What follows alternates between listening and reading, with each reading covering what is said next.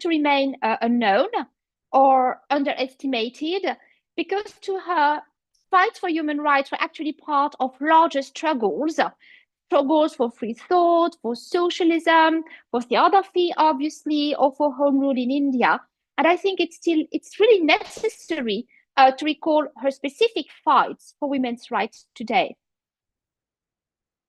Okay, so first of all, Annie Besant personally rejected the moral, religious, and legal constraints imposed on Victorian women, and she used her own experience of those constraints in her fight for women's rights. She used them through a number of articles she published, through public lectures she gave on them, as well as obviously her autobiography. So let me start with that. So Annie Besant explained in her autobiography that when she first met a young Anglican clergyman named Frank Besant in 1866, well, she did not really think of marriage. But her mother, Emily Wood, was much more pragmatic because she was a widow and she knew only too well the difficulties experienced by Victorian middle-class women when they were not economically supported by a husband. So her mother saw in Frank Besant a good match for her daughter. And Besant later remembered, I drifted into an engagement with a man I did not pretend to love. Well, Annie and Frank Besant married in December 1867. And in her autobiography, Annie Besant broke a Victorian taboo by revealing the trauma of her wedding night. Many an unhappy marriage dates from its very beginning, from the terrible shock to a young girl's sensitive modesty and pride, her helpless bewilderment and fear.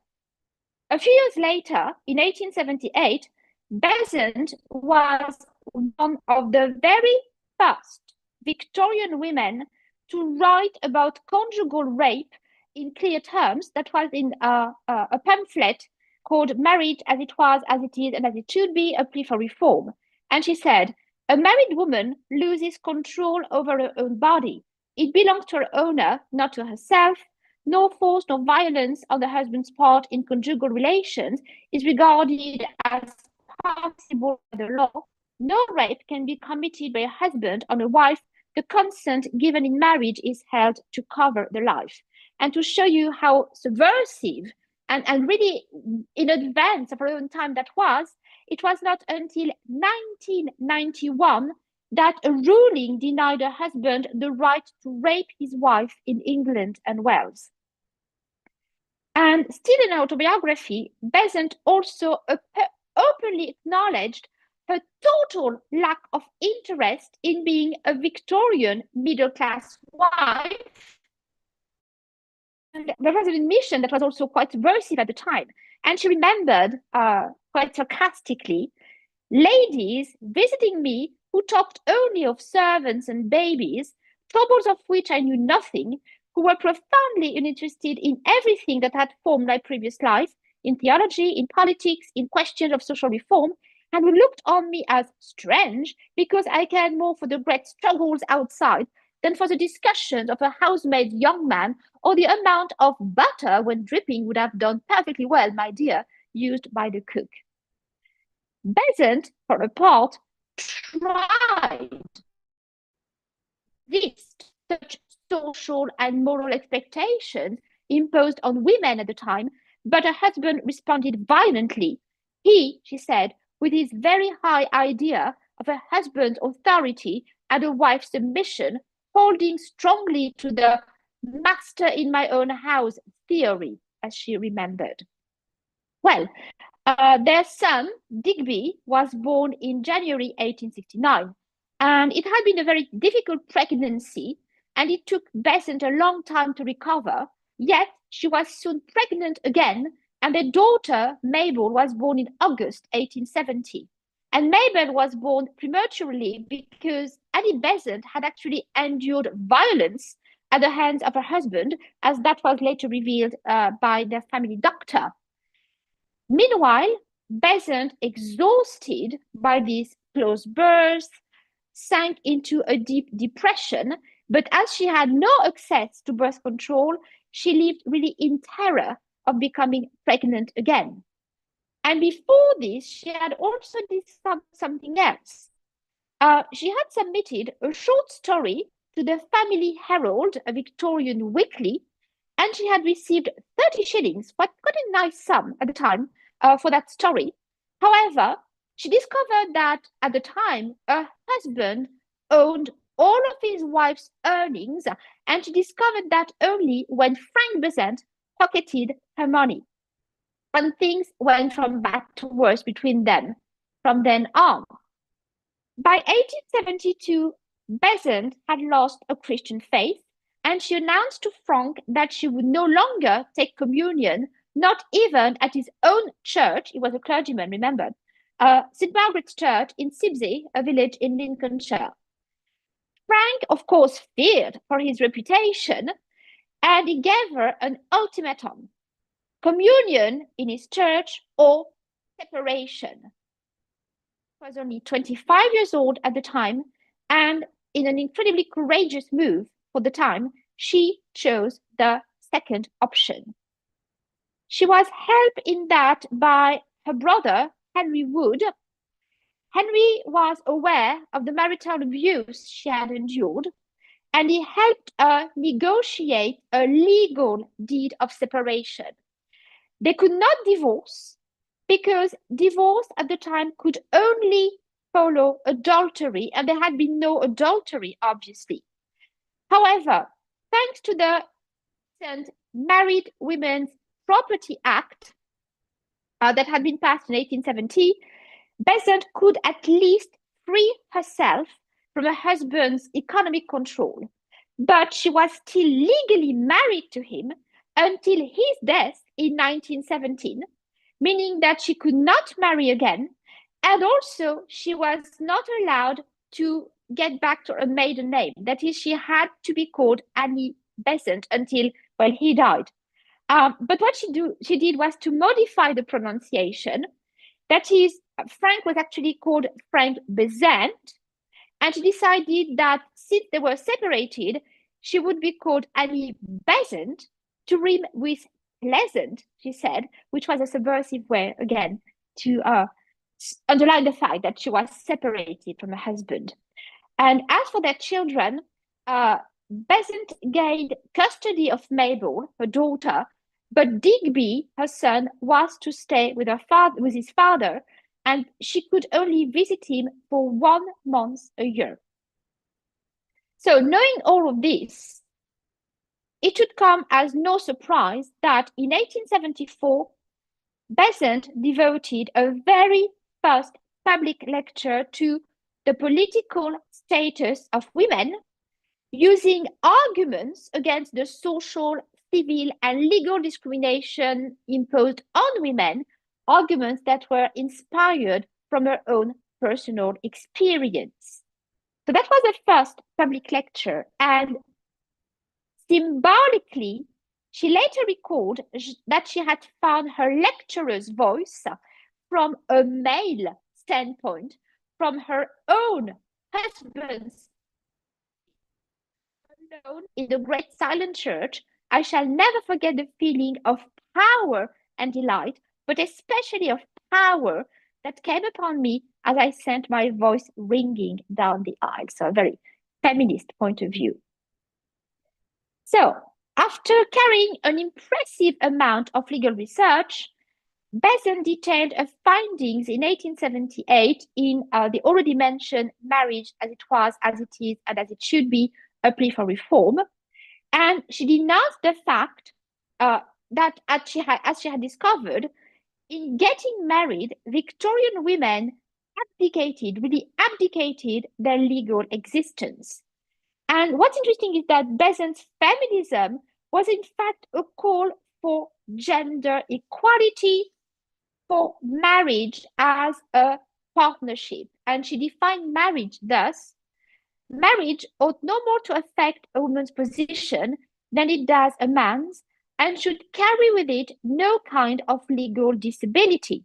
Marriage should be regarded as a contract between equals, not as a bond between master and servant. From 1874, Besant used a position as vice president of the National Secular Society that was presided over by Charles Bradlaugh.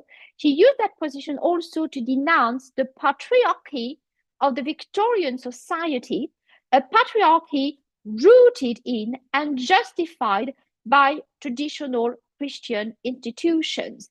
And she published, for instance, A Woman's Position According to the Bible, that was in 1885, in which she observed that whether in marriage or in another relation, woman in the Bible is regarded as man's property, a mere chattel. Now, before this publication, Besant also tackled the very powerful Victorian taboo of birth control. And this is going to be my second point here. Now, in 1876, a bookseller was arrested because he sold a book entitled The Fruits of Philosophy, or The Private Companion of Young Married Couples. It was a book by an American medical doctor named Charles Knowlton that was actually first published in 1832. And it was an essay in which Knowlton gave practical advice to limit one's family. The work had been published in Britain for years by Charles Watts, and Watts was also the printer of the National Secular Society. So Watts went to see Besant and asked her for advice. Now, Besant it, and she declared that it should be possible to defend the fruits of philosophy against the Obscene Publications Act of 1857, because the act was intended to apply exclusively to works written for the single purpose of corrupting the morals of youth and of a nature calculated to shock the common feelings of decency in any well-regulated mind, meaning that the act actually did not apply to scientific and medical works. But Besant chose to defend the book also because she saw in the methods of birth control promoted by Knowlton a means for Victorian women to escape those repeated pregnancies that brought so much misery at the time. And this was extremely daring. There was such a taboo surrounding the issue that even some of Besant's free-thinking allies refused to support her, including their historical leader, George Holyoake. And George Holyoake was actually the man who had coined the term secularism. And George Holyoake assured Besant in a letter that if she persisted in defending the book, she would be, I quote, ruined as a lady. But Besant answered, did it matter that my reputation should be ruined if its ruin had to bring remedy to this otherwise hopeless wretchedness of thousands? So, Besant and Charles Bradlaugh reprinted The Fruits of Philosophy in order to instigate a trial. Because at the time, trials were frequently sought by social reformers in order to generate publicity for a cause, and also because British law largely relies on precedents. So if they won the trial, that could lead to a redefinition of censorship, a redefinition of the Obscene Publications Act, and a possibility to talk about birth control more openly. So they reprinted the book, and in April 1877, Besant and Bradlaugh were arrested by the police, and they were accused of corrupting the morals of youth and of inciting indecent, obscene, unnatural, and immoral practices. So, considering the charge, as you can imagine, the courtroom was packed during the 3-day public trial that follows, and the trial was widely reported in the press, just as Besant had hoped, because she wanted to give publicity to the issue. And Besant took to the stand herself to defend Knowlton's book, and in doing so, she was the very first British woman to express herself publicly on birth control. She denounced the hypocrisy of the Victorian society on that matter. She said, "A large number of injurious checks are not only used, but are constantly talked about by married women for preventing the increase of their families. And this would not be done if you did not deny to them that physical knowledge which it is said to be immoral to give them." Well, the jury was an all-male jury because women were not allowed to sit on juries at the time. And handing down a rather ambiguous verdict, they said, "We are unanimously of opinion that the book in question is calculated to deprave public morals, but at the same time, we entirely exonerate the defendants from any corrupt motives in publishing it." Following this, published her own essay on birth control entitled The Law of Population, and the essay was sold only 6 pence, very, very cheaply, to make it available as widely as possible. And what's fascinating is that it's a very small book. This booklet explicitly meant for women. First of all, because Besant said, remembering her own situation as a young wife, she said the complete ignorance of their own bodies, which is supposed to be a necessary part of female modesty, makes necessary a preliminary word on the mechanism of the womb and the process of fertilization. But Besant also explained in the book how to use some preventive checks, as it was said at the time, without partner's knowledge. She said, "The most reliable checks are those which close the passage into the womb. Of these, there are 3 useful kinds: the soluble pessary, the India rubber pessary, and the sponge, and they have the enormous advantage of being entirely in the hands of the woman and of being absolutely unobtrusive." So very, very, very subversive, yet again. Now, abortion at the time was still defined as a crime by Victorian law, and Besant cleverly used this as an argument. Surely the prevention of conception is far better than the procuring of abortion, she said. Well, beyond concerns, Besant also hoped that having fewer children would leave women more time, more energy to develop beyond what she described a little later as the radically false notion of woman's fear. The Law of Population was a huge success. It was translated into Swedish, Danish, French, German, Italian, and Dutch, and it sold about 175,000 copies before 1891. However, in 1891, following a promise Besant had made to Blavatsky, when Blavatsky died, Besant withdrew the pamphlet from circulation, and she published Theosophy and the Law of Population instead, in which, instead of those preventive checks I told you about, she recommended chastity. Nevertheless, this was really half-hearted. And in 1927, Besant actually happily accepted to be the guest of honor at a dinner organized to celebrate the 50th anniversary of the Knowlton trial. And she made a speech at that time, and in that speech, she rejoiced that the House of Lords had just approved the implementation of clinics in poor neighborhoods where married women, at least married women, could obtain information on birth control. She also remarked with satisfaction that the birth rate had been reduced by half in 50 years in Britain, and recalling the Knowlton trial, Besant concluded, "When I closed my address to the jury with the word, 'History will say to us, well done, whatever your verdict may be,' I did not expect them to be realized during my lifetime. So she still believed that that had been a huge, huge victory. However,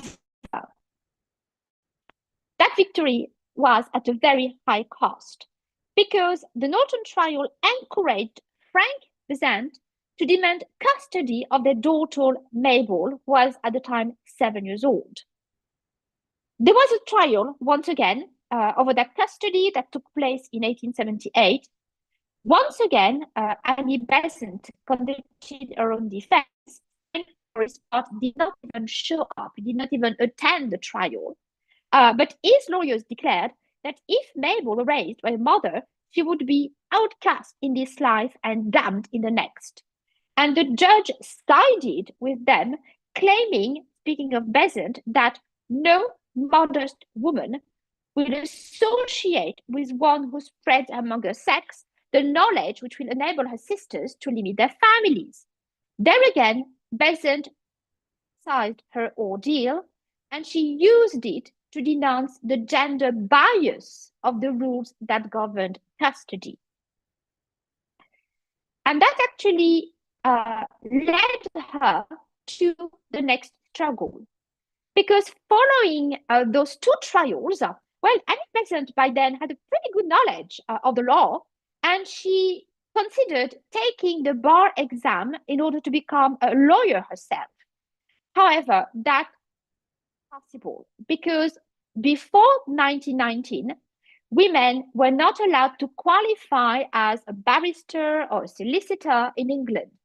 So this led Besant to her next fight, that of women's access to higher education. And once again, she started with her own situation on which, once again, she wrote in articles, etc.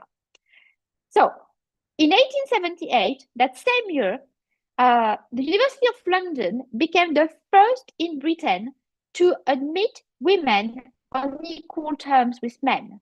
And Annie Besant was one of the very first female students to enroll in 1879. And she decided to join the even smaller, tiny minority of female undergraduates who opted to study for a science degree.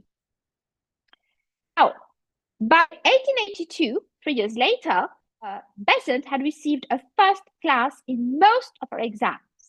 However, the university authorities became increasingly obstructive, and Rosa Morrison was the lady superintendent of the university, to whom Besant registered a complaint, responded evasively that there were some prejudices against her. And eventually, in May 1883, the University Council excluded Besant, and they refused to justify their decision. It was only 30 years later, in 1912, that Frederick Pollock, who taught at London University when Besant studied there, that he explained why she had been expelled. He said, because of a nearly surmised danger that Mrs. Besant might start a propaganda of her opinions among the students, but chiefly for fear that these opinions might be obnoxious to the public as to drive away students from any lectures which Mrs. Besant was known to attend, and thereby lose fees to the college. So it was really Besant's feminist fight against the Victorian taboo of birth control that cost her also her degree, after it had already cost her custody of a daughter. So unwillingly, that's true, but Besant had uncovered the limits of the proclaimed gender equality of London University, and the fact that actually the sexual double standard still reigned supreme even in that rather open-minded university. And it's worth noting that at the end of her life, she was always proud to use her honorific title of doctor. The title had been awarded to her by Benares Hindu University in 1921. And she was even prouder when the vice chancellor of Sorbonne University invited her to lecture on Giordano Bruno in the prestigious Grand Amphitheatre in 1911, and she lectured there at the Sorbonne 5 years only after Marie Curie had become the first woman professor at the Sorbonne. So that was quite a revenge. Now, it is also very significant that Annie Besant's best known fight as a socialist should have been on behalf of young women workers. When Besant heard about the pay and working conditions of the young women working at the Bryant and May match factory in the East End of London, she decided to go and interview some of them, and she used her own socialist paper, a weekly called The Link, to denounce the fact that the young women worked up to 14 hours a day for less than 5 shillings a week, and that they did not even get the full wage because of an illegal system of fines. Those young women were fined for talking, for dropping matches, or sometimes just for going to the toilet without permission. Besant also spoke against the physical abuse the young women endured at the hands of the foremen. She also discovered that the phosphorus used to make the matches caused falcy jaw, a form of bone cancer of the jaw.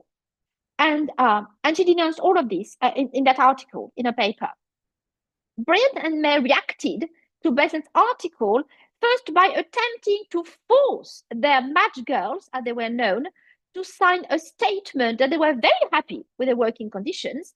And when the match girls refused, they were sacked.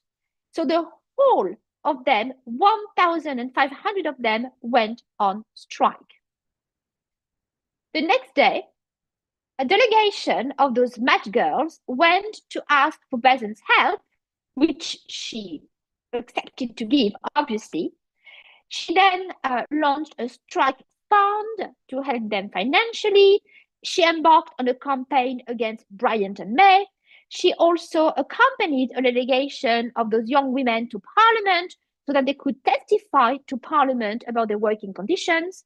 And 3 weeks later, Bryant and May conceded defeat. They announced that they would rehire the young women they had fired, that they would bring an end to the system of fines, and Besant helped the match girls to organize their own trade union, of which she became a secretary, but really just to help them at first. So, thanks to Besant's campaign, the Bryant and May dispute was the first victorious strike by unskilled women workers to gain national publicity. And most historians believe that those young women inspired the London dockers to embark on their own mass strikes the following year, and those strikes also were supported by Annie Besant. And of course, next point. Well, Annie Besant was involved in the struggle for women's vote.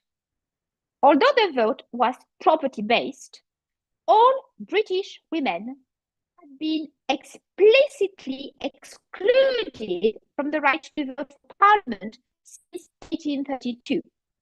As early as 1874, one generation before the suffragettes, 30 years before the suffragettes, in a very first public lecture on the political status of women, Besant proclaimed, "Let womanhood as such cease to be a disqualification." And she warned, "Women are now beginning to think of resistance. A deep, low murmuring is going on, suppressed as yet, but daily growing in intensity, and such a murmur has always been the herald of revolt." And she added, "We will win the right of representation in Parliament, and when we have won that, these laws will be altered." Meanwhile, in 1870, Elementary Education Act created locally elected school boards. And that time, women ratepayers were granted the right to vote for the boards as well as the right to sit on those boards. In 1888, Besant decided to run. She ran for a working class constituency in the East End of London. And in her manifesto, she asserted, women are wanted on the board and there are too few women candidates. Women have proved themselves useful, especially in connection with administrative details, whenever they have been elected to offices of public trust. And as a woman, I ask you to elect me. Well, Besant won. She worked relentlessly on the school board during the 2 years that she served, and that was recognized even by the press.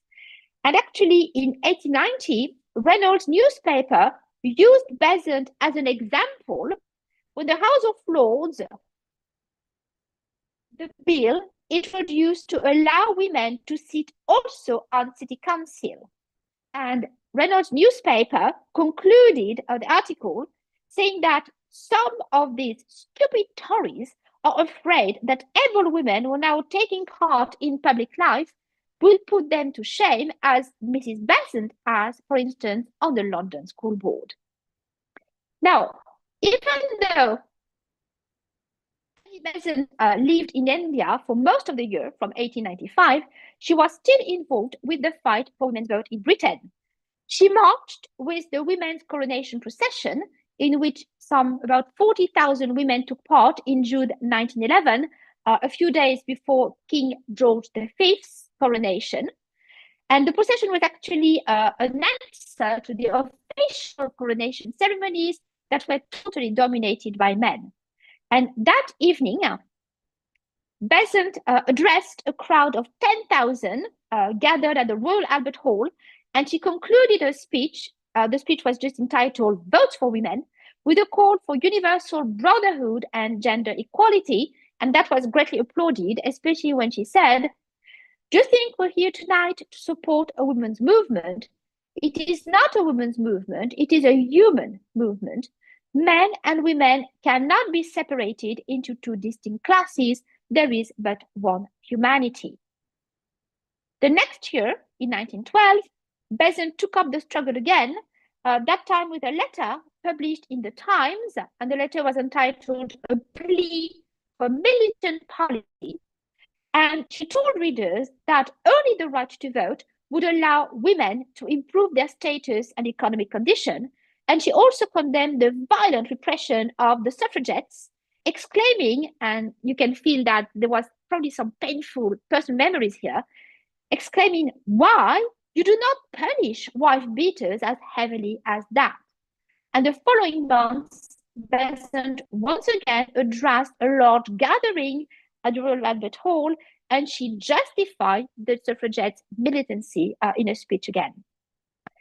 So, as you know, in 1918, parliamentary suffrage was granted, but only to some women over the age of 30. And when universal suffrage was eventually granted in 1928, Besant, although she was over 80 years old at the time, joined in the celebration in London that followed the passing of the act. She celebrated that. And I'll move on to, obviously, Besant's Theosophy. Now, Annie Besant joining the Theosophical Society in 1889 was actually quite consistent with the previous fights for women's rights, because like Besant, many other Victorian women on a spiritual quest looked outside of the patriarchy of traditional Christian churches and chapels towards Theosophy. Quite logical. Not only had the Theosophical Society been launched and theorized by a woman, as you know, Helena Blavatsky, but the society's first object was to bring in universal brotherhood of humanity without distinction of race, creed, sex, caste, or color.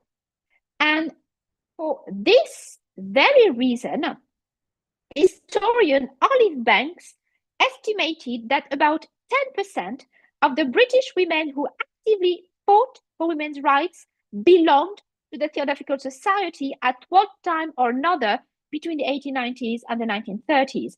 And that proportion was much higher than among the rest of the population. And another historian, Joy Dixon, also studied the membership records of the English section of the Theosophical Society, and she discovered that half the members were women by 1895, two-thirds between 1900 and 1910, and actually nearly three-fourths between 1915 and 1925. And also, very significantly, a number of prominent suffragettes joined the Theosophical Society, as Bright, Clara Card, and Margaret Cousins, but also Charlotte Despard, Annie Kenny, Dora Montefiore. And Despard especially published an essay entitled Theosophy and the Women's Movement in 1913. And like Besant, she expressed her belief in a common humanity of man and woman, in nature, in essence, and in names, albeit unconsciously, they are one, she said. Quite importantly also, Annie Besant explained that the theosophical doctrine of reincarnation taught that all individuals experience male and female rebirth. The ego itself is sexless, she said, and each ego, in the course of its myriad reincarnations, dwells in male and female bodies. As a result, we meet noble types of each physical sex, showing some of the characteristics historically developed in the other. Besant herself embarked on a clairvoyant investigation into her past lives, and she came to believe that she had been Giordano Bruno in a previous incarnation, so a man, which was obviously not an issue for her. Besides theosophy, Annie Besant also fought for to be open to both men and women on an equal basis. In 1902, Besant founded the first Masonic lodge with the Universal Order of Co-Freemasonry in London. That lodge was modeled after a French one called Le Droit Humain, the Human Rights, that had been founded in 1893 by a French thinker, a freethinker named Maria de Rheims. And Francisca Arundel, who was a theosophist, had been the first British woman to be initiated into that co-Masonic French lodge. She had been soon followed by Besant and by Charlotte Despard. Now, Besant's order,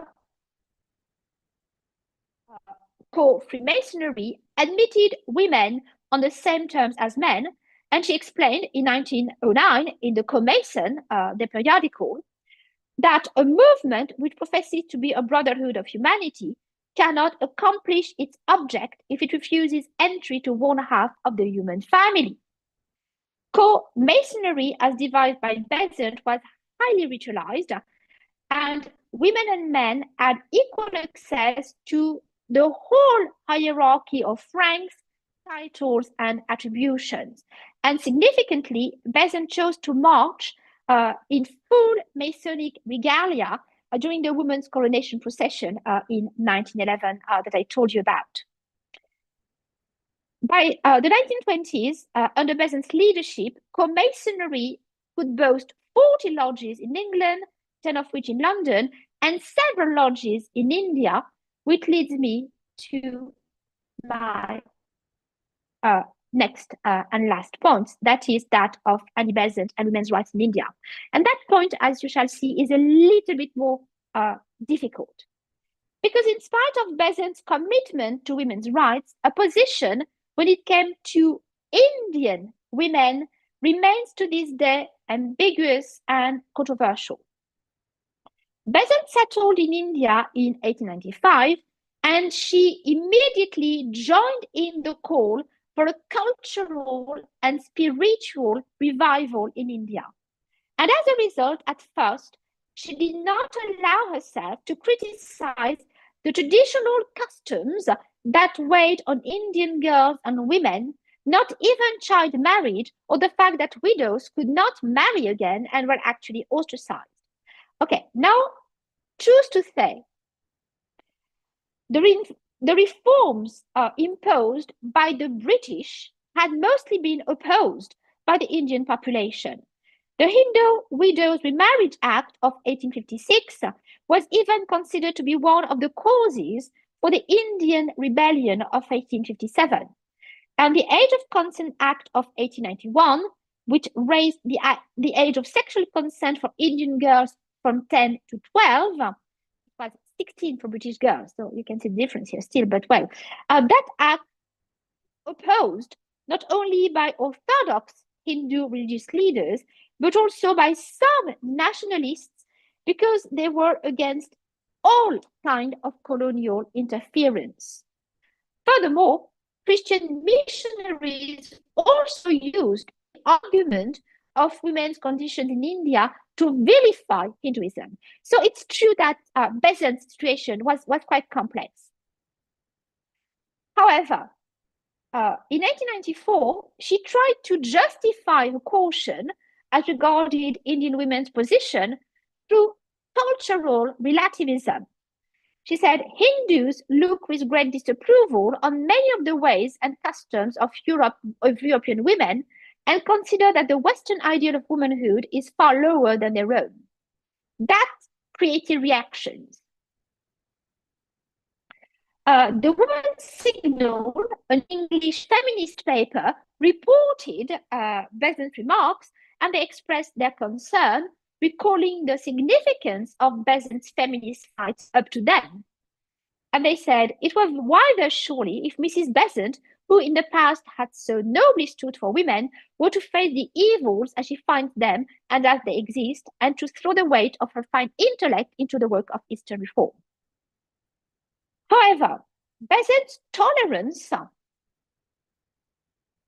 traditions that oppressed women in India also ran against what some Indian reformers themselves were trying to achieve, and they grew quite critical of her views. Bipin Chandra Pal, who later supported her when she fought for home rule in India, at first wondered what right had this lady from England to pose as a teacher of higher Hindu thought. So Besant began to change her views. In 1900, on the 25th anniversary of the Theosophical Society, she delivered 4 lectures in Benares, including one entitled Womanhood, in which, while she still explained, she called for reforms, but very cautiously, explaining that the reforms she was about to suggest did not stem from a wish to westernize India, but from a desire to return to what she believed was original Vedic Hinduism, which, according to her, valued women. She said, by giving women more freedom, what she told Indians, you would not be following the West, but following your own ancestral culture. And that time, she dared criticize conservative Orthodox Hindus, saying those men are as dangerous to India's religious future as those who would utterly westernize her. In 1903, Besant tackled the issue of widows with the essays Widow Remarriage. Still cautious, however, she demanded that only widows whose marriage had never been consummated could be married, while other widows should be able to become teachers or nurses. She nevertheless added, some who take the highest view of marriage urge that the widower should not remarry any more than should the widow. Rather subversive. Besant also spoke against child marriages in 1904 in the education of Indian girls, speaking of those helpless victims sold into slavery by their own fathers to purchase husbands. And she wondered, is it possible that India shall become free so long as this child slavery remains? In the education of Indian girls, Besant called for a national movement for the education of girls. However, Besant still expressed cultural relativism, asserting that the lines of Western female education are not suitable for the education of Eastern girls, whereas she had fought for British women's access to university. To her, India needed nobly trained wives and mothers, wise and tender rulers of the household, educated teachers of the young, helpful counselors of their husbands, skilled nurses of the sick, rather than girl graduates educated for the learned profession. And what's surprising is that it sounded very, very Victorian, actually, and it ran contrary to all her fights for British women's rights.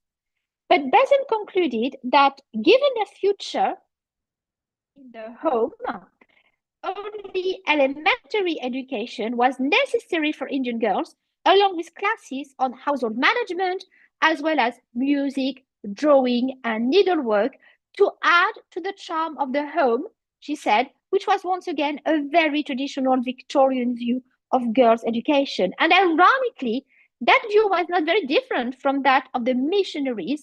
The only difference was that Besant insisted on the importance of Hindu girls' religious education and that they should learn Sanskrit. And that was, on a part, a rare step aside from traditional Hinduism because actually women were not allowed at the time to learn Sanskrit. But Besant saw Indian women as the spiritual guardians of India. And once again, that was actually a very traditional Victorian view of women. So in 1904, with the help of Francisca Arundel, another theosophist, Besant opened the Central Hindu Girls' School in Benares, but once again to train Hindu girls to be good wives and mothers of the Hindu type. That was from a prospectus for the school, published in 1906. And the school taught about 150 girls at the time, but aged only 5 to 10. And that created also reactions. In 1910, Jessie Duncan Westbrook, who was an English theosophist and suffragette, visited the school and she compared it to the boys' Central Hindu College. And she said, the boys have great playing fields, an interesting social life. They race, they play cricket and football, they swim in the river. The girls go back and forward to school in a closed carriage like a cage. That suffices for their fresh air and amusement, which is obviously sarcastic.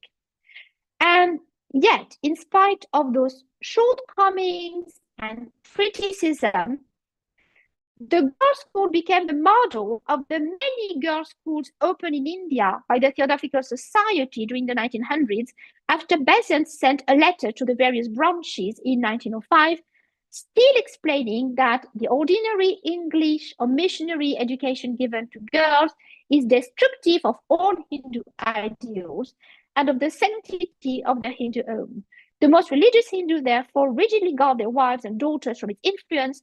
Only the Theosophical Society can take up this question successfully all over the country, and I suggest that every branch should endeavor to found a girls' school.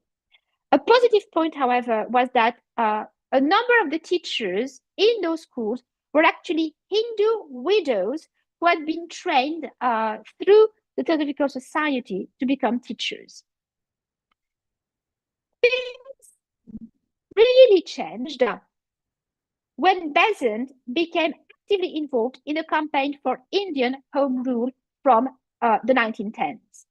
And only then did she come to the conclusion that only a reformed India that rejected those traditions that justified gender inequality and oppression of women could be free. And then she dropped her conservative views of Indian women.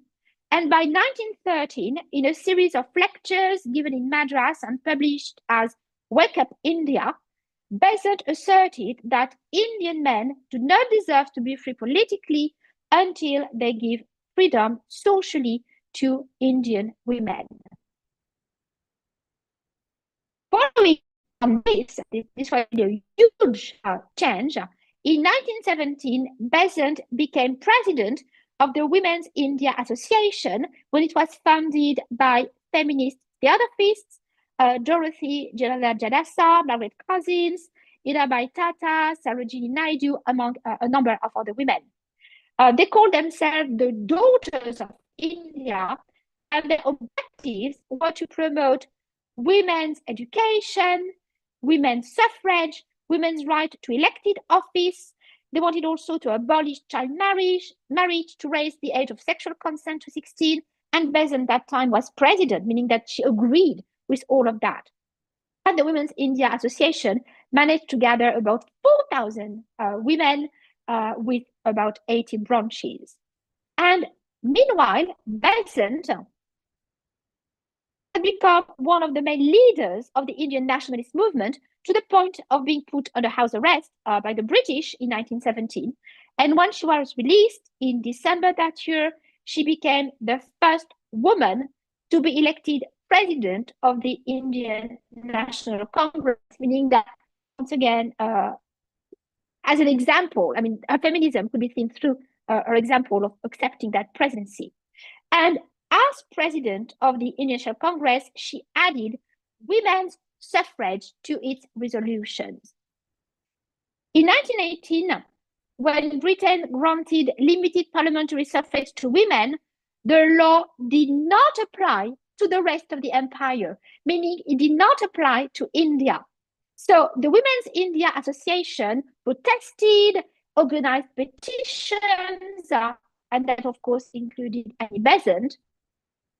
And as a result, the next year, the Government of India Act in 1919 allowed Indian provincial councils to determine if women, they had to be property holders, but if those women would vote. And in 1921, Madras was the first council to pass the women's suffrage resolution, and Besant was invited to speak during the celebration that followed, meaning that she had totally by then embraced those reforms. Besant was Joint Secretary of the Indian National Convention that drafted the Commonwealth of India Bill in 1925, and she traveled all the way to London to support the document, and that document included a Bill of Rights that also clearly read, "There shall be no disqualification or disability based on sex." Well, the Commonwealth of India Bill failed to make it through Parliament at the time, but it had a huge influence on the Nehru Report of 1928, and many of its provisions, once again, that had been supported and partly drafted by Besant, made it all the way to the Constitution of India in 1950. So, in spite of Annie Besant's conservative vision of Indian women, her later fights for women's rights in India explain why many Indian women honored her memory when she died in Madras in 1933, especially Sarojini Naidu, who was quite a nationalist. She was also the second woman after Besant to preside over the Indian National Congress in 1925.